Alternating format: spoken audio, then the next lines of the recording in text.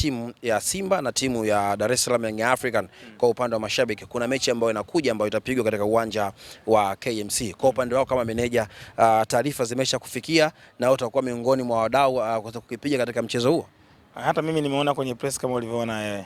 Kwa hakuna taarifa yoyote ndani ya meza yako? Hapana. Kwa hatutegemei kuona huo mchezo? Siwezi kusema tutegemei kwa sababu taratibu za booking za uwanja zinafahamika. Kwa hiyo kama watafuata taratibu za booking za uwanja wanaweza wakafanya. Ila kama taratibu hazitafuatwa basi kwa upande wetu sisi sidhani kama tunaweza tukawapokea, ila kuwa na taarifa hapana bado.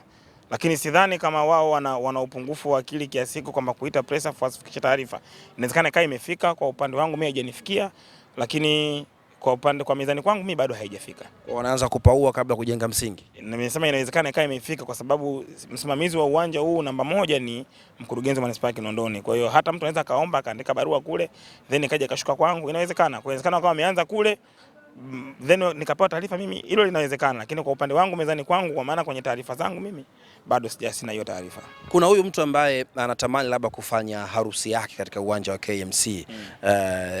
Inawezekana, na kama inawezekana labda kuna utaratibu wote ambao wanapaswa kufuata kwa shughuli mbalimbali kutumia uwanja wa KMC? Hapa kwa sasa hivi nitatumia ngeli, nitasema itawezekana. Siwezi kusema inawezekana. Kwa nini nitatumia ngeli itawezekana? Nimetumia ngeli ya nyakati hapa kwa maana wakati ujao. Unavozungumza kuna hizi phase za maboresho ambazo zinaendelea, na tuna phase hii ya mwisho ambayo tunafuatilia issue ya pitch cover.